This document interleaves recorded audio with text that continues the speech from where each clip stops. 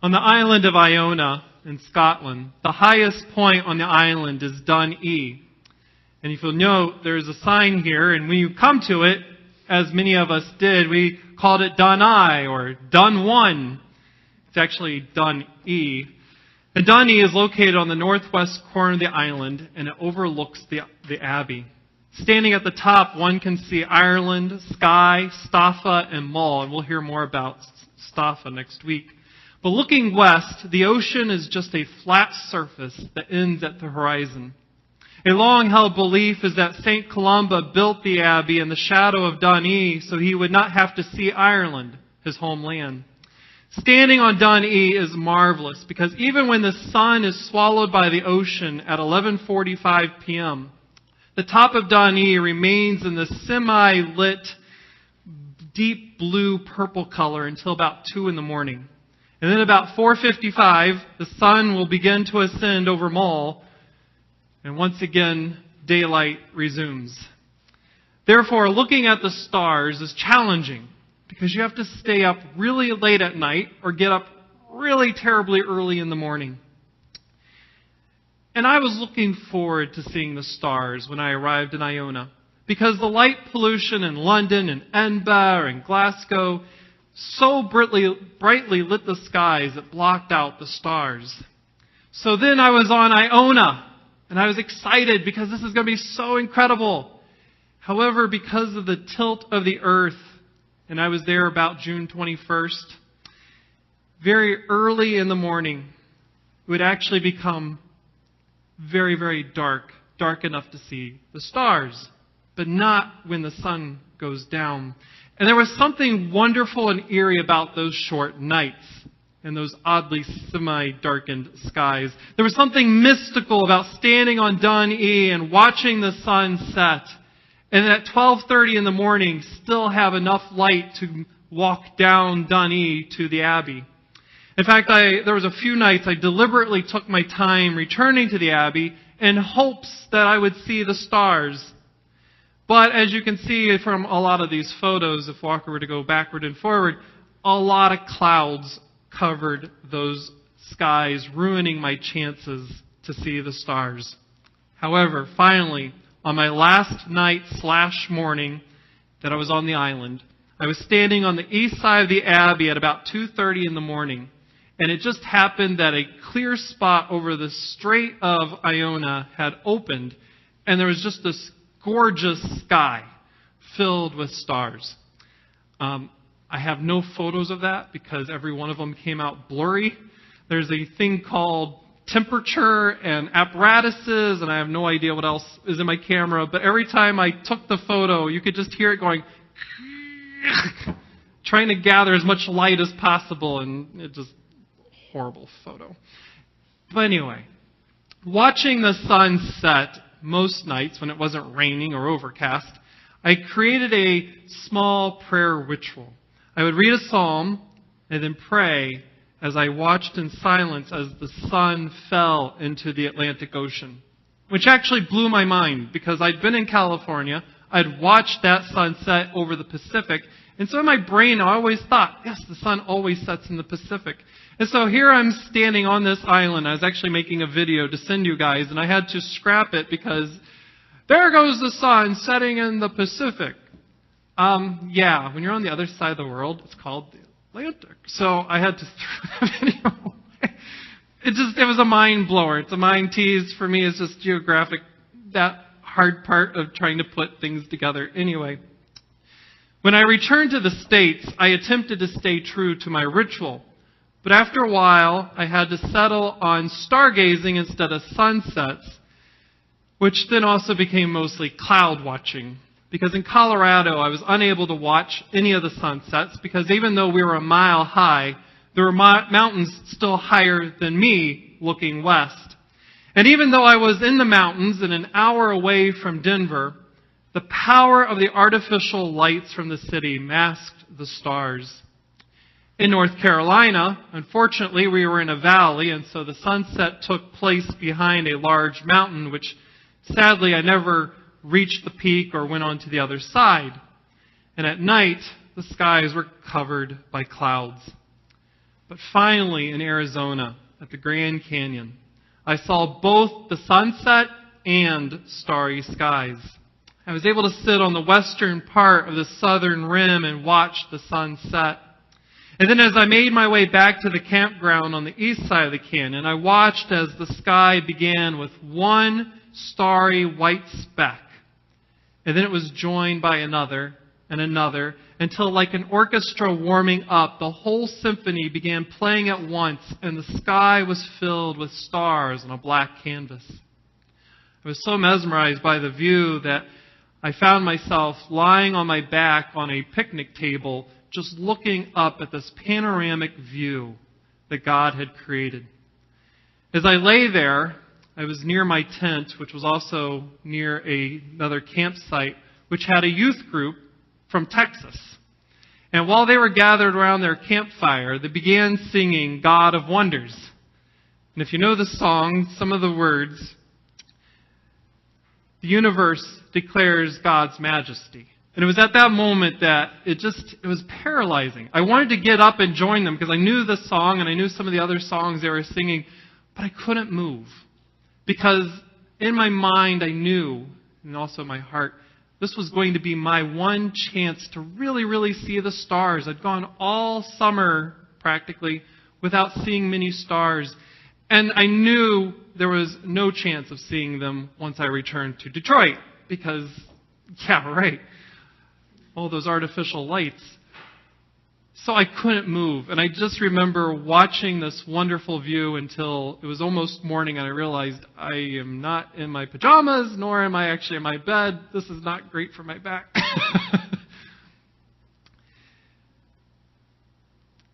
But that night, staring up at the night sky, out in the dark tapestry of space, among the glimmering stars, was a blue misty cloud or a ribbon, or it was weird and it's hard to describe. It was kind of like a blue smoke or a blue haze, and it just hung out in space, and it was gorgeous.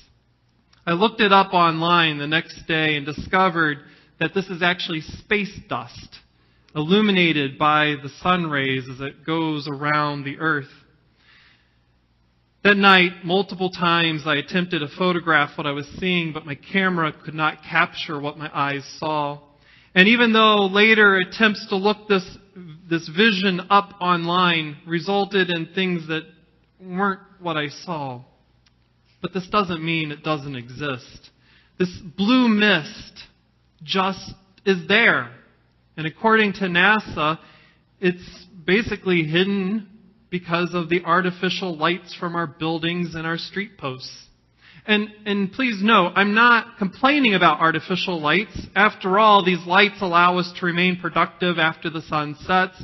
And artificial light can create security by allowing one to see in the darkness. And trust me, after hitting 2 elk and being stuck in the darkness in Montana, I certainly recognize the need for artificial light. Yet, though I recognize the importance of artificial light, studies have shown that artificial light can be harmful to our health, especially that little blue light that's emitted by our tablets or our phones. Studies show that persons who sleep with their phones are wakened by the blue light they emit because the blue light slows or halts the production of melatonin, a chemical in our brain that tells us it's time for bed.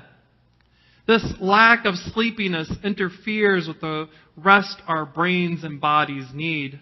So one way to avoid this interference is to go dark, a phrase most people use to describe when they deliberately turn off their digital devices. And for example, when I was at Wild Goose Conference in Hot Springs, North Carolina, there was a young man I met who kept announcing to people that he was intentionally going dark. He was deliberately avoiding anything techie. And any time we had a meeting that involved a laptop or PowerPoint, he would simply bid us adieu and leave because he wanted to go dark. At the end of the week, he said that in his quiet solitude, he discovered that there were small things he had neglected to care for in his life because he allowed his life to be dominated by techie stuff like phone calls and emails. He discovered that he measured his value to others by the number of times the phone rang or the number of emails he received. But he discovered in that time of darkness that he was far more valuable than what these messages told him. When he went dark, he found tiny lights that were already in his life that actually mattered more than receiving messages. In Philippians, Paul suggests that he experienced something similar to my friend as he traveled on the road to Damascus.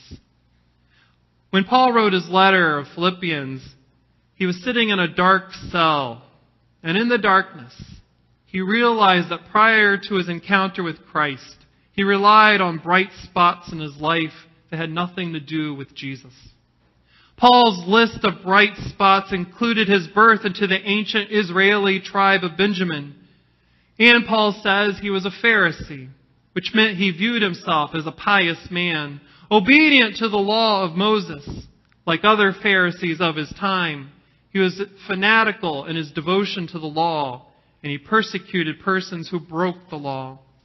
However, as Paul stated, in his opinion before he met Christ, he viewed himself as blameless in the eyes of the law because he considered himself outside the law when he judged people who broke the law. When Paul was blinded by Jesus on the road to Damascus, he discovered in that darkened place that all of the things he once held dear and considered as gains were actually losses. He discovered his identity was artificial and did nothing to gain eternal life or please God. While sitting in darkness, Paul found that the only light he truly needed in his life was the light of Jesus, who illuminated his darkness and brought hope and joy like stars on a nighttime canvas. For Paul, it took the darkness to see the true light. He needed the artificial things he thought mattered to go dark so he could see what truly mattered to God. Perhaps like Paul, we have artificial lights in our lives that pollute our minds and our lives and cause us unrest, or cause us to lose sight of the bigger panoramic view of God. Like Paul, perhaps there's an artificial light that we rely on that tells us we have value or worth, but it's false. It's artificial. And when we flip the switch and turn off these false lights, we discover in the darkness the light and love of Christ, which is evident and is important to our lives and our well-being. Jesus' light is always present, but perhaps, like the stars blocked by this artificial lights, Jesus' presence is hidden because of an artificial light that shines brightly on our gaffes and our failures, and they cause us to feel guilty and unworthy of God's love. Hopefully, when we choose to go dark, there are times that we can find God. And then it's important to note that like our inability to stop or even slow a sunset, there are times we are forced to go dark. We are forced into darkness when we encounter an illness or an accident or things beyond our control. This week, I visited with one of I wouldn't call him a church member, but he's a friend of the church, Milt Miller. And Milt is currently in a nursing home going blind because of his lack of sugar levels, diabetes. So in this darkness, he said during our visit, he is angry and he's frustrated and he's disturbed. But as we sat and talked about this, he finally said, "You know, Pastor, as I sit here in darkness, I've discovered that the light of God has not dimmed." He added that when he feels these waves of despair washing over him, he says at those moments he can feel God shining in his light, or in his life, And when he feels that light shine, he says it's when God sends friends or family members to visit. He also said what he thought mattered in life has turned out to be, and I'm going to use Paul's words because his word wasn't all that church appropriate, it feels rubbish. All that matters is that God has not stopped loving him. And in the darkness, he's not alone. He's discovered that it's okay to be weak and it's okay to sit in darkness. For in the darkness, he can see God's shining light in his life. Another example of God shining in the darkness is in an account given by former Vice President Joe Biden. He said when his son died, he found himself surrounded by darkness. He wasn't sure he could ever escape its grasp. But he said his wife, Jill, taped an expression from Soren Kierkegaard to a mirror in their home. The expression was, "Faith sees best in the dark." This phrase is a constant reminder for us to embrace the darkness and to allow it to surround us, so that in that space we can witness the light of God which shines brightly in our lives. Thankfully, in the darkness, we discover the bright light of Christ that is constantly shining in our lives. And as one author remarked when observing Christ's light in the darkness said, that it's a curious thing about the darkness. Darkness reveals the light. When we turn off these artificial lights that distract us, we can truly see what is important. And then as Paul said in his letter, we can leave that rubbish behind. As we contemplate the bright light of God and focus on what's truly important in our lives and we leave that rubbish behind, we will see Christ emerge in our lives. When we're willing to experience the light of Christ shining in our lives, we not only become healthier, we also find the goal that Christ has in mind for us. The question becomes, other than televisions, cell phones, tablets, and all our tech gizmos, what else do we need to turn off so we can observe God's shining light in our lives and see God's beautiful, bigger, panoramic picture in store for us?